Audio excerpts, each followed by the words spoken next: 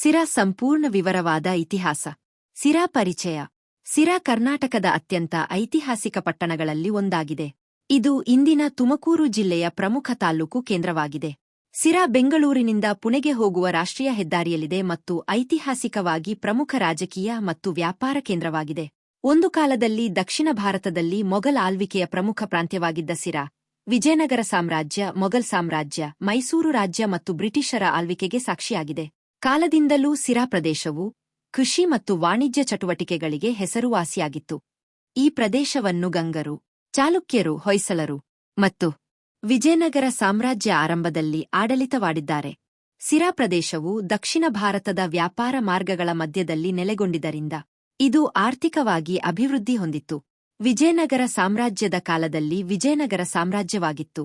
14 ರಿಂದ 16ನೇ ಶತಮಾನದವರೆಗೆ ಸಿರಾ ವಿಜಯನಗರ ಸಾಮ್ರಾಜ್ಯದ ಆಳ್ವಿಕೆಯಲ್ಲಿತ್ತು. ಈ ಅವಧಿಯಲ್ಲಿನ ಬೆಳವಣಿಗೆಗಳು ಕೃಷಿಯ ವಿಸ್ತರಣೆ, ಸರೋವರಗಳ ನಿರ್ಮಾಣ, ದೇವಾಲಯಗಳ ನಿರ್ಮಾಣ ಇವುಗಳನ್ನು ಒಳಗೊಂಡಿವೆ. ವಿಜಯನಗರ ಸಾಮ್ರಾಜ್ಯದ ಅವಧಿಯಲ್ಲಿ ಸಿರಾ ರಕ್ಷಣಾತ್ಮಕ ಕೇಂದ್ರವಾಗಿತ್ತು. 1565ರಲ್ಲಿ ತಾಳಿಕೋಟೆ ಕದನದ ನಂತರ ವಿಜಯನಗರ ಸಾಮ್ರಾಜ್ಯ ಪತನಗೊಂಡಾಗ ಸಿರಾ ಪ್ರದೇಶದಲ್ಲಿ ರಾಜಕೀಯ ಅಸ್ಥಿರತೆ ಮೇಲುಗೈ ಸಾಧಿಸಿತು.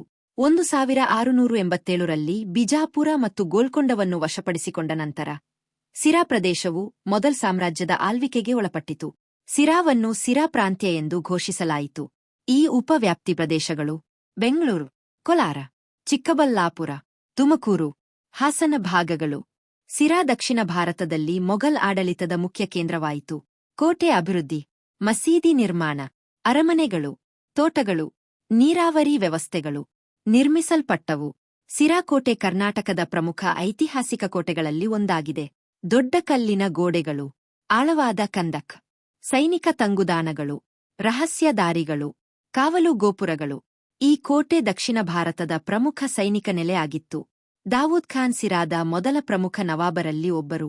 17ನೇ ಶತಮಾನದಲ್ಲಿ ಔರಂಗಜೇಬ್ ದಕ್ಷಿಣ ಭಾರತದ ಮೇಲೆ ತನ್ನ ಪ್ರಭಾವವನ್ನು ವಿಸ್ತರಿಸಿದನು. ಸಿರಾ ಹಿಂದೂ ಮತ್ತು ಮುಸ್ಲಿಂ ಸಂಸ್ಕೃತಿಗಳ ಸಂಗಮವಾಗಿತ್ತು. ಪ್ರಮುಖ ಧಾರ್ಮಿಕ ತಾಣಗಳು: ಜುಮ್ಮಾ ಮಸೀದಿ, ಹಳೆಯ ದೇವಾಲಯಗಳು, ದರ್ಗಾಗಳು, ಪ್ರಾಚೀನ ಸಮಾಧಿಗಳು. ಸಿರಾದಲ್ಲಿ ಮೊಘಲ್ ವಾಸ್ತುಶಿಲ್ಪವು ಇನ್ನೂ ಗೋಚರಿಸುತ್ತದೆ. ಹೈದರ್ ಅಲಿ 1761ರಲ್ಲಿ ಸಿರಾವನ್ನು ತನ್ನ ಆಳ್ವಿಕೆಯಲ್ಲಿ ಸ್ವಾಧೀನಪಡಿಸಿಕೊಂಡನು. ಅವನ ಆಳ್ವಿಕೆಯಲ್ಲಿ ಸೈನ್ಯ ವ್ಯವಸ್ಥೆಯನ್ನು ಬಲಪಡಿಸಲಾಯಿತು, ಕೋಟೆಯನ್ನು ದುರಸ್ತಿ ಮಾಡಲಾಯಿತು, ವ್ಯಾಪಾರ ಮಾರ್ಗಗಳನ್ನು ರಕ್ಷಿಸಲಾಯಿತು. ಟಿಪ್ಪು ಸುಲ್ತಾನನ ಕಾಲದಲ್ಲಿ ಸೈನ್ಯ ನೆಲೆಗಳ ಅಭಿವೃದ್ಧಿ, ವ್ಯಾಪಾರದ ಉತ್ತೇಜನ, ಆಡಳಿತಾತ್ಮಕ ಸುಧಾರಣೆಗಳು ನಡೆಯಿತು. ಸಿರಾ ಮೈಸೂರು ರಾಜ್ಯದ ಉತ್ತರ ಭಾಗದ ಪ್ರಮುಖ ಆಡಳಿತ ಕೇಂದ್ರವಾಯಿತು. ಆಂಗ್ಲೋ ಮೈಸೂರು ಯುದ್ಧಗಳು.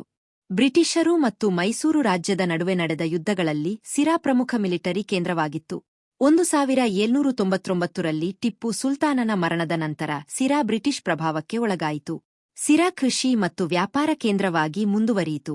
ಸ್ವಾತಂತ್ರ್ಯ ಚಳವಳಿಯ ಸಮಯದಲ್ಲಿ ಸಿರಾದ ಜನರು ಪ್ರತಿಭಟನೆಗಳು, ಸ್ವದೇಶಿ ಚಳುವಳಿ, ಸಾರ್ವಜನಿಕ ಸಭೆಗಳ ಮೂಲಕ ಹೋರಾಟದಲ್ಲಿ ಭಾಗವಹಿಸಿದರು. ಸಿರಾ ಪ್ರದೇಶದಲ್ಲಿ ಪ್ರಮುಖ ಬೆಳೆಗಳು ರಾಗಿ, ಜೋಳ, ಶೇಂಗಾ, ಕಳ್ಳೆ. ಬೆಂಗಳೂರು ಪುಣೆ ಹೆದ್ದಾರಿ ಸಂಪರ್ಕದಿಂದ ವ್ಯಾಪಾರ ಹೆಚ್ಚಾಯಿತು. ಇಂದಿನ ಸಿರಾ ಬೆಳೆಯುತ್ತಿರುವ ಪಟ್ಟಣ, ಕೈಗಾರಿಕಾ ಅಭಿವೃದ್ಧಿಯ ಕೇಂದ್ರ, ಶಿಕ್ಷಣ ಮತ್ತು ವ್ಯಾಪಾರ ಕೇಂದ್ರ ಆಗಿದೆ. ಸಿರಾದ ಪ್ರಮುಖ ಐತಿಹಾಸಿಕ ಸ್ಥಳಗಳು: ಸಿರಾ ಕೋಟೆ, ಜುಮ್ಮಾ ಮಸೀದಿ, ನವಾಬರ ಅರಮನೆ ಅವಶೇಷಗಳು, ಪುರಾತನ ಕೆರೆಗಳು, ದರ್ಗಾಗಳು, ಹಳೆಯ ದೇವಾಲಯಗಳು. ಸಿರಾ ಕರ್ನಾಟಕದ ಐತಿಹಾಸಿಕ ಹೆಮ್ಮೆಯ ಪಟ್ಟಣವಾಗಿದೆ. ವಿಜಯನಗರ ಸಾಮ್ರಾಜ್ಯದಿಂದ ಮುಘಲ್ ಆಡಳಿತ, ಹೈದರ್ ಅಲಿ, ಟಿಪ್ಪು ಸುಲ್ತಾನ್ ಕಾಲದಿಂದ ಬ್ರಿಟಿಷರ ಆಡಳಿತದವರೆಗೆ ಸಿರಾ ಮಹತ್ವದ ಕೇಂದ್ರವಾಗಿತ್ತು. ಅದರ ಕೋಟೆಗಳು, ಮಸೀದಿಗಳು ಮತ್ತು ಪುರಾತನ ಕಟ್ಟಡಗಳು ಸಿರಾದ ವೈಭವಮಯ ಇತಿಹಾಸವನ್ನು ಇಂದಿಗೂ ಹೇಳುತ್ತಿವೆ.